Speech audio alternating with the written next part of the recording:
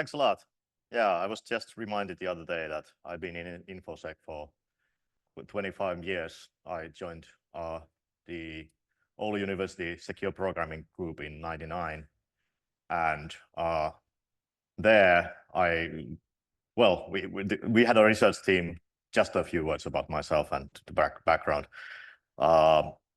The group had an idea that vulnerabilities are a big thing. They're really important. But the problem is that it's very difficult to find vulnerabilities. And that's why we need to have an engineering approach. And they produced tools at OUSPG. Some of you might remember a spun-off Countrywide and stuff from there. We tried to call them robustness testing tools, but everyone else called them fuzzing, so we'll go with that. And turned out that we were dead wrong. So vulnerabilities were, finding vulnerabilities is the easy part. The hard part is what to do with them. And by an amazing stroke of luck, I transferred to Certify in 2006. And well, I've always said that for my sins, I got to the hard part of actually dealing with the vulnerabilities. So now the Certify is the National Cybersecurity Center Finland. We are the national cert, we are the governmental cert, we are the communication security agency, crypto approval agency, and lots of things besides. That's enough of that, I think. So when I joined CERT, we were already doing a lot of work with cleaning the internet, as Piper said. The starting point had been from the consumers and from everybody in Finland.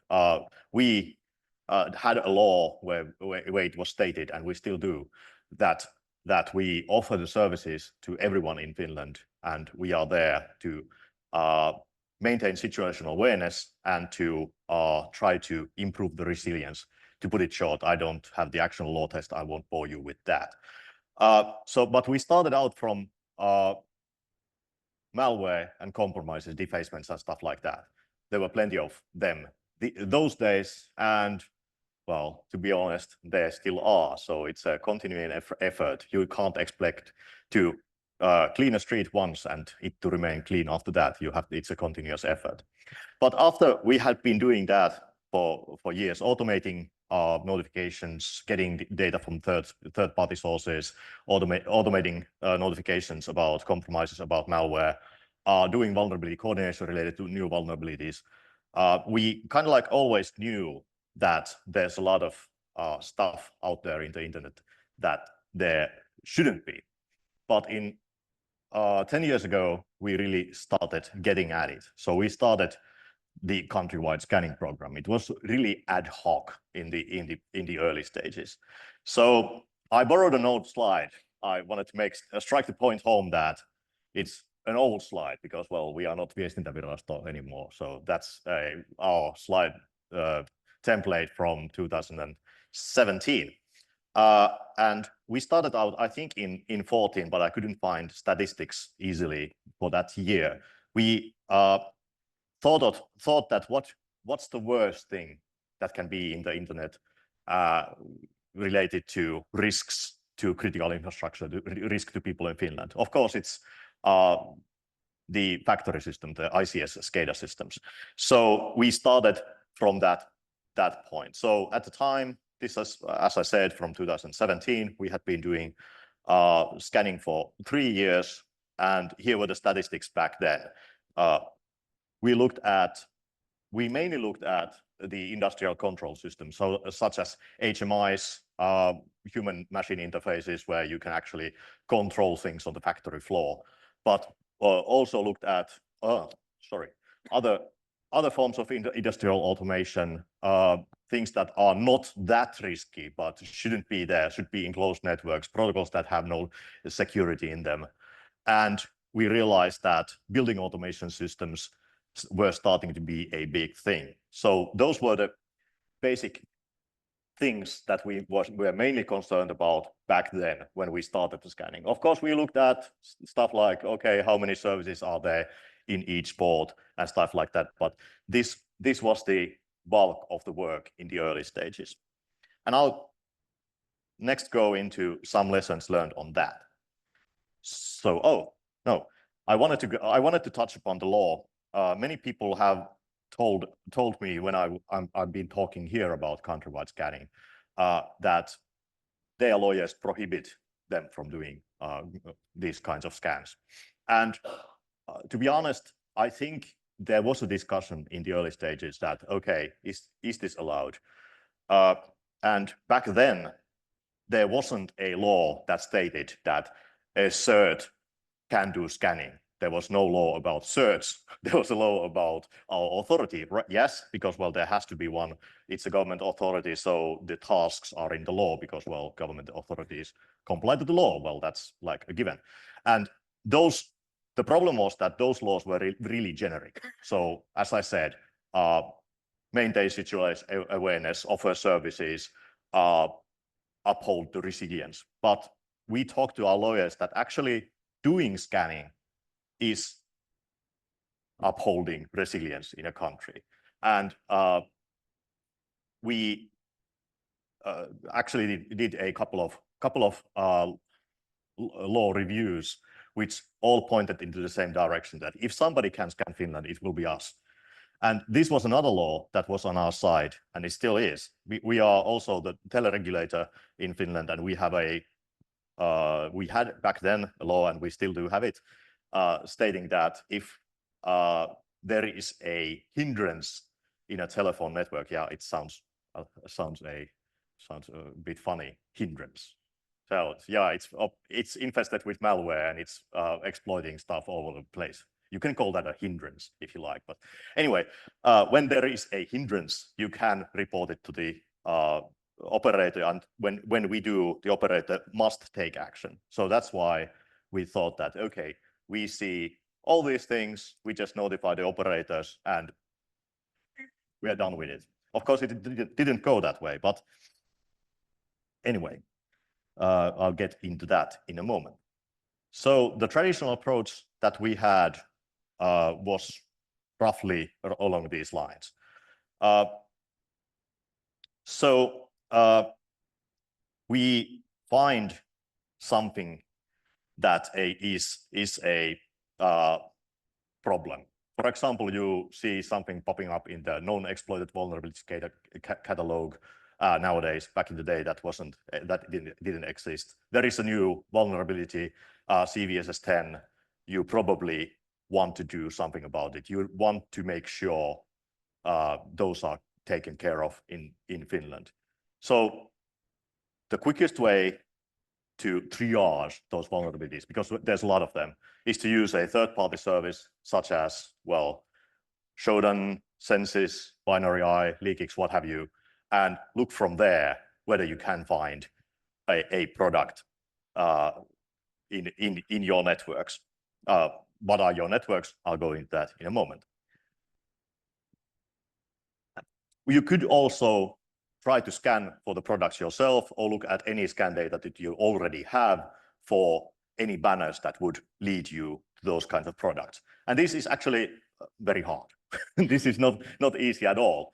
I've been speaking to product groups that are basically saying that they have so many products that they don't know what a single product looks like on the internet. So the things I do here is basically I look at installation manuals, videos of installation, videos of operation, and try to find any mention of network ports, what the login page looks like, and then do a search on the third-party services. Now, we have many of that stuff already indexed in our databases, so it's quick and easy. Back in the day, it was an arduous task.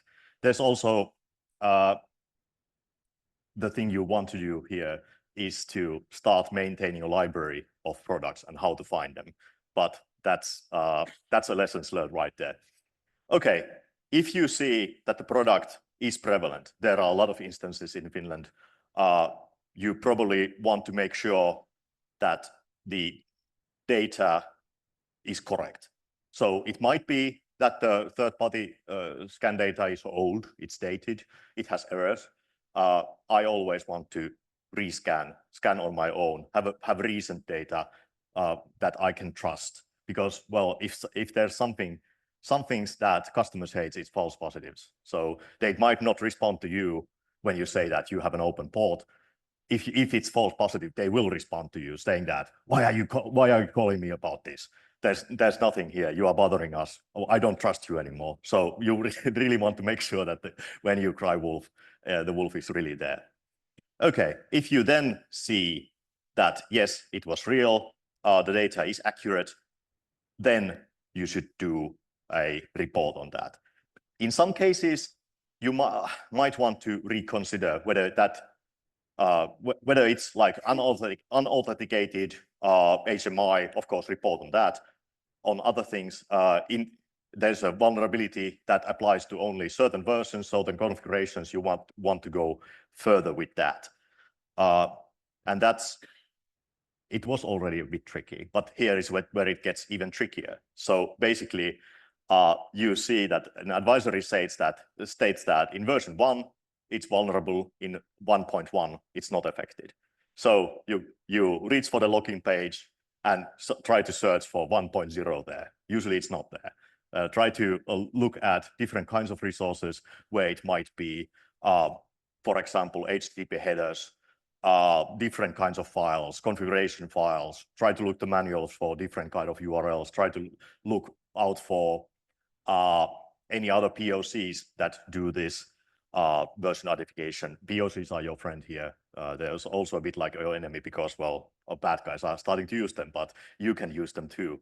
But in some cases, you do find the version numbers, and in some cases, they either aren't there or the client has configured that they shouldn't be shown, and that's for operational security reasons. And I say that that for most customers is shooting yourself in the foot. They don't know what they have. They don't know where it is. They don't know the versions. If they omit the version numbers, it only makes it difficult for everybody to find out that where the vulnerabilities are. I'm willing to say that the bad guys are going to try to exploit them anyway. And how does it help in this case that you omit the version number? Of course, if you are running a tight ship, if you really do know your stuff, then go right ahead. But for most people, I would say that put the version number out there because it helps you and it helps the people trying to help you. And it really doesn't affect the adversary because, well, it costs them nothing to try the exploit anyway. Okay, the version number is not there. What to do next? You might, at this point, have a report stating that you might be vulnerable. That's what we do often. In some cases, there are POC exploits that you could try. Many of the POC exploits are of the form that they try to do remote code execution. And that's not really good for your purposes because, well, we don't want to be breaking the law. But in some cases, you can modify the exploits so that you can discuss with your lawyers that this is actually okay. And we found that in many cases, that's the case. You can come talk to me after this. I can't go into the details because of the lack of time. And at that point, when you either have the version or you have a safe version of the exploit where you can see that, okay, this is really vulnerable, then you can have a strongly worded letter telling them that, yes, you really should do something. So on the Finnish networks, how to look, make sure that you have covered all the networks in your constituency. This is the basic approach that we've taken for years. Start from ASNs, look at the ASN list, read through the changes in the ASN list, see for any ASNs that point to Finland. That's quite easy. It's a lot of work. It's a boring housekeeping that gets dropped between the sofa cushions, but you should really do it and keep on doing it. These are fairly recent figures on our tracking. If you think they are wrong, please contact me. Okay, thanks. Then we have a router. We say to the router that, hey, here's a list of ASNs, give me the IP ranges, and then we have the recent IP ranges. And when I made this presentation a couple of weeks ago, there were like 15 million IPs in Finland. You could do it in many other ways. I'm talking about a particular way towards the end of the presentation, but the automated methods for gathering would be like you can look at GeoIP. In terms of Finland, GeoIP is not really that accurate, so I'm not putting much faith into it, but your mileage might vary. You could look at different other registries. You could buy third-party services that sell information about IPs in the country. Those are pretty good, not as good as ours, I would be willing to say, but pretty good. You could look at domains. Domains are good. We still have lots of things to do in that with that respect. But it's not only the Finnish IP space, it's not only the domains of Finnish companies, it's also cloud infrastructure. We have a project where a select companies are giving us API keys where we can look at their IP ranges in real time. That's a product in development. You could look at supply chain, which kinds of operators these are using. If everyone is using the same hosting provider, so it's the same email provider, then while that hosting provider might not be critical infrastructure in itself, it's still critical for the critical infrastructure, though. So it's pretty much the same thing. There's a lot of other things, reverse DNS mappings, certificate transparency lists, and all other things besides. The one thing that will affect the speed of the scanning is how many of the IPs are actually used. And here are some, I'm sorry, these numbers are a bit dated, but here are some statistics on Finland. I looked at the bulk showdown data, the bulk census data while I had it, and some of our own scans. And from there, you can see that roughly 10% of the IPs have services that we could identify. So that diminishes the workload somewhat. So there's a lot of customer IPs, for example, residential IPs. Okay, so that's on how to operate, how to get a list of constituents using open source intelligence. Now back to the early projects. We were doing, as I said, scanning and reporting for 3 years, and after that we started looking at our progress. As I said, the 2014 statistics are missing. Those were probably trial runs, but after a couple of years we noticed that okay, while we made headway in the industrial control systems segment, we were able to get most of the critical things out of the networks. You can't really expect to get them all out. It's not Pokemon, you can't catch them all. It's basically, there's always something left. There's a customer you can't reach for one reason or another. And we made some progress in the industrial automation section, but in terms of building automation, there was no progress. Building automation is notorious because, well, of the supply chain and many operators that are involved, the constructors, the integrators, the residential companies that provide for look after the building. There's the building management companies, and the responsibility usually lost somewhere between them. You can't reach the right people. The people you reach don't understand what you are talking about, and well, reporting doesn't really scale. And that was pretty much the problem we had. Scanning was fun. Scanning was manageable, not really easy, but manageable. But when we started making the reports, we made them by hand, and that's a really arduous task and takes forever. So, and once you make the reports and get them out, just handing one email, just making a couple of emails doesn't really cut it. You need to be very persistent in order to make an effect. So simply, our style of reporting wasn't really solving the problem for us. Something needed to be done. Having said that, when we had major vulnerability cases, we were able to make an effect. I'm using old examples. This is hardly 10 years ago, but if I were using newer ones, the figures would look roughly the same. This just has so many details, so it's interesting for that. So we were, there was a collision discovery with Heartbleed. Some guys in Oulu from Codenomicon found it, and Neil Mehta from Google famously found it, and they didn't know of each other. And we knew of the vulnerability beforehand because of coordinating it or trying to coordinate it, but well, that's another beer time story. Anyway, we were prepared from the get-go to start scanning for Heartbleed systems, and here you can see that initially we found something like in the rise of 2,300 systems. A couple of days later, we found more systems, and that was not because the systems had become numerous overnight. It was because our scanning improved. So that's another lesson learned. So you will improve your scanners. You should improve your scanners. We also started to include other ports, other protocols than HTTPS after the first days when we had a bit more time to work on the scanners. And you can see that here there was a significant drop in the number of services. Why is that? Because we spent extra effort trying to reach everyone. So we had people working with this.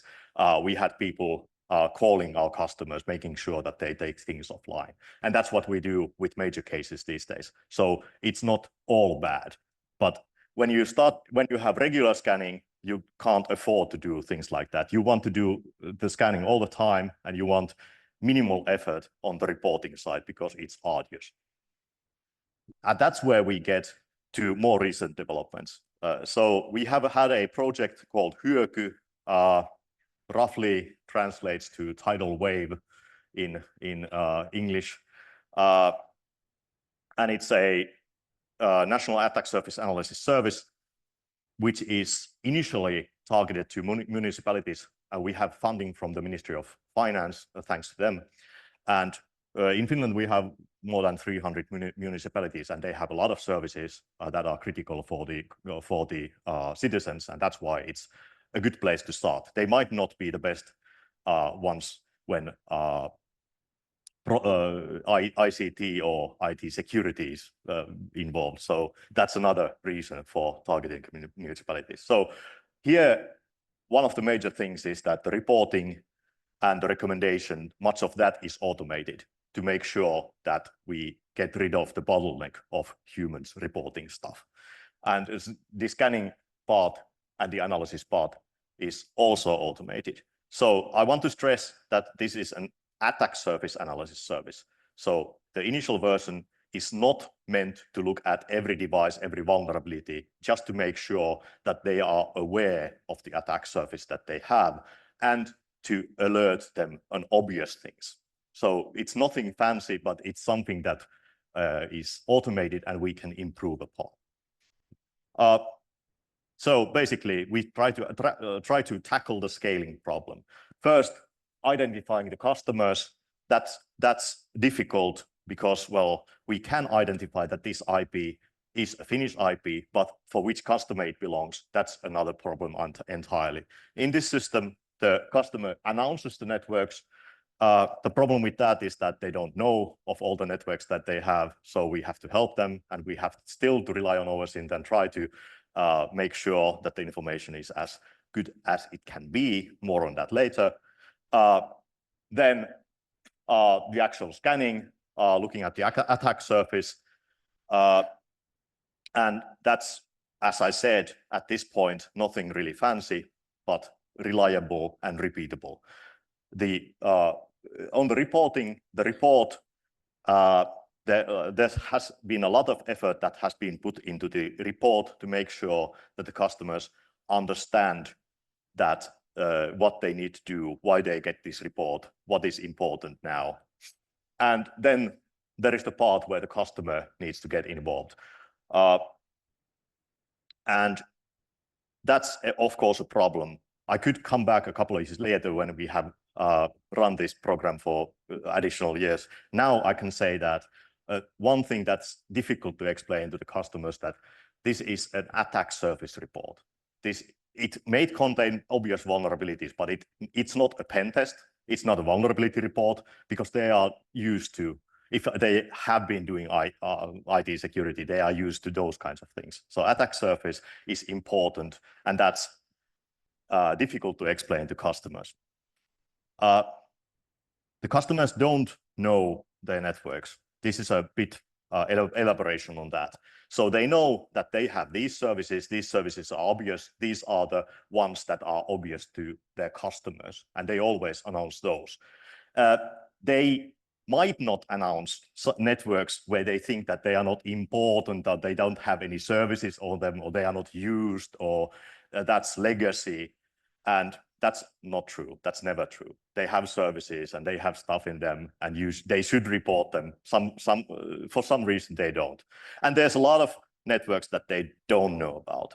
And of course, there's shared services, clouds, and stuff like that. And that's another subject entirely. We are starting to scan clouds. At least major cloud providers have policies stating that they can be scanned, and the customers are giving us consent. So I don't think there's our lawyers are saying that there are no problems with that. I'm fine with that.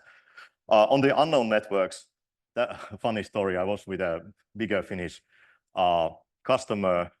They were having an IT security day. I was talking there, and for the talk, I just make a basic overview. These are your networks, and these are the kind of things that are happening in your networks. And after my talk, the security guys were like, "Hey, can I get these?" They didn't know of the networks themselves. I had a better list than they had because, well, of the long history of the company, of mergers and acquisitions, on the right hand not knowing what the left hand did. So that's a real problem. Everyone has it. It's nothing to be embarrassed about. Okay, the service process goes like this. So first there are terms of use. There's the strong authentication system where there's an order form. We review the order, see that the customer is okay, create them an account, and then there's that, and then the vicious cycle begins. So first, the customer gives the network information. We review them, update if necessary. Then the scanning starts. They have a customer interface where they can see the report.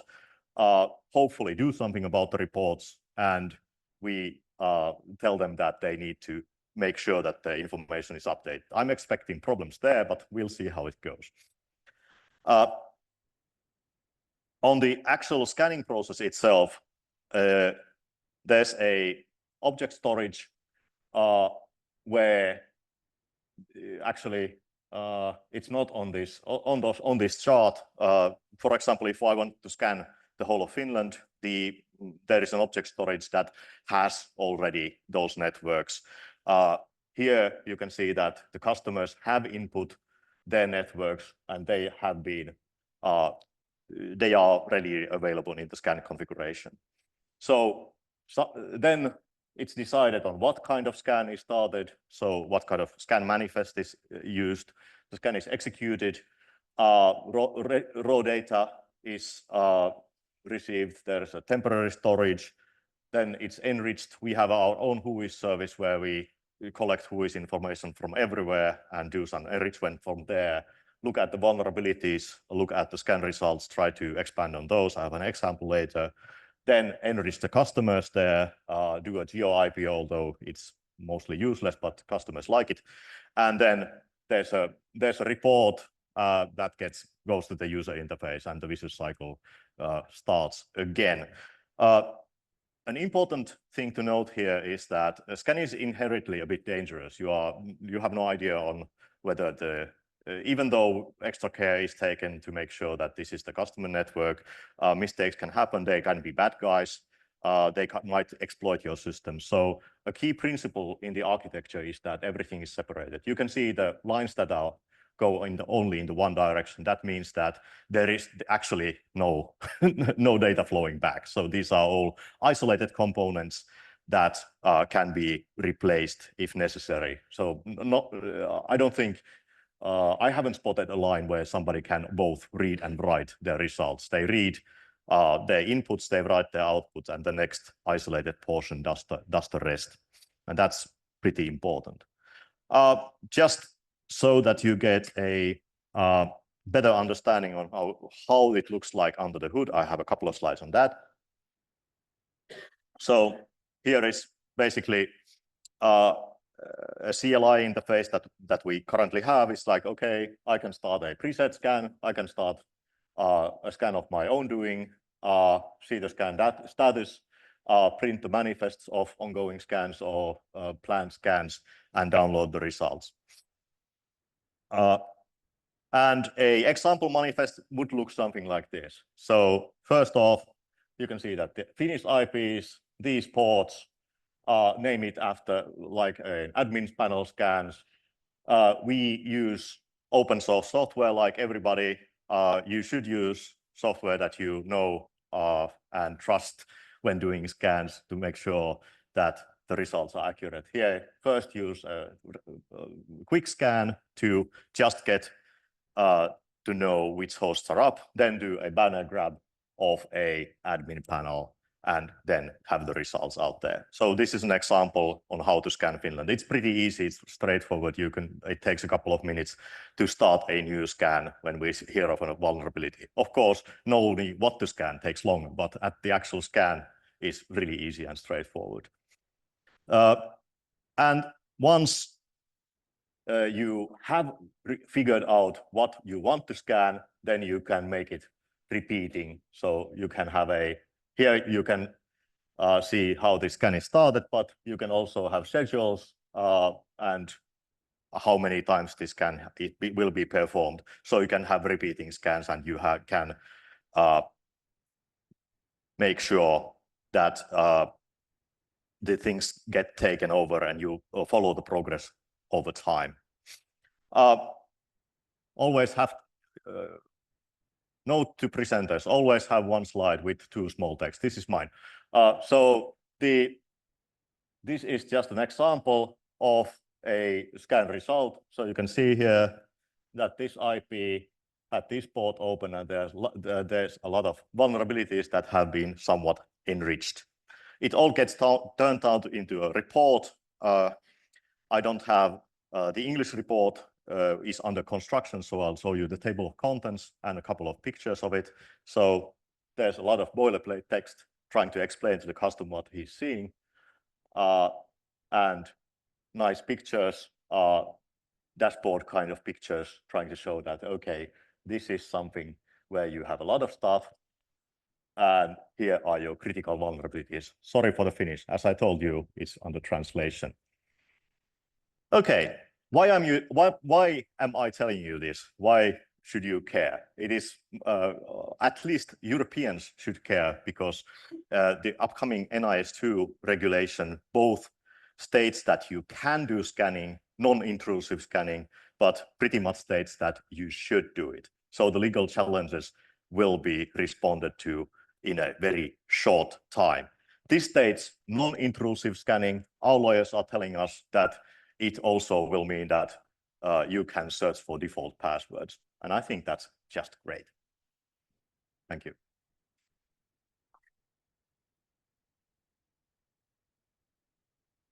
Excellent. Thank you. Very motivating end. I couldn't agree more that we needed this strong statement in the legislation. Otherwise, there have been a lot of debates. Can certs, C-certs can? Are they allowed to? And also all the nonsense that we are not allowed to. And I see Vilius at the microphone. Your time for a question. Thank you very much. In the reports, what you said that it was not very active for first time. So what is your cultural way in Finland? Do you try to scare or be extremely polite, saying, please be aware and we will be so kind if you could fix it? Yeah, while we are the regulator and we could go to the ISP and say that, okay, shut the operation down, we generally don't do that. So we try to be polite and try to be persistent and advanced as one should. The second part of the question is, this matching to vulnerable services, did you use some open source tool to? It's mostly open source, yeah. Okay, it's a chain of open source tools tailored to our environment, basically. Thank you. John. AC, thanks for the talk. John Christoph. So I have a question from two dimensions. You had briefly mentioned IPv6, so I'd like to hear if you have much more to say about that, what maybe challenges and solutions you've come up with to deal with that. I don't know how much deployment there is in Finland, but I assume it's greater than 0. And 2, from related to that, from that perspective, is if you are, maybe not you personally, if it's not your sphere of responsibility, if even if it's your personal opinion, what you think about address randomization. Is that a good thing that you would encourage your clients, customers, constituents, whatnot, to use to help avoid the attackers doing scanning and finding the vulnerable services? Yeah, IPv6 is a I would be lying if I told you that it's a solved problem. So I don't think that we've come up with anything new. So basically, hit lists, trying to look at reverse addresses, trying to get the customers to give the addresses to ourselves. We should talk about this. Address randomization, I kind of have the similar feeling that with the version numbers, and that if you are really up with your game, you might actually gain benefit from that. But if you end up tripping with in your own feet, then it's probably not worth the hassle. Thank you. Short questions, please. Of course. Thank you very much for a great presentation. Can you say something about the speed of the scanner and what kind of libraries you're using for actually doing the scans? Yeah, well, mass scan's pretty fast. So if I want one port and whole of Finland, it's a matter of minutes. But well, if you do UDP scans, well, that's not the case. And if you want to do the full port range, expect to scan for days. And the last one. Hi, you see, I wondered how you're managing the challenge of the vulnerability database behind the back end and keeping that up between scans. And what if you get something like a Heartbleed where you've scanned part of the finished address range and then you have to update the database? What happens in those sort of situations? Yeah, I think, for example, CV search is a decent thing in looking at the vulnerabilities. On the database, don't update between scans when you are scanning. Do a rescan. Scan always, scan often.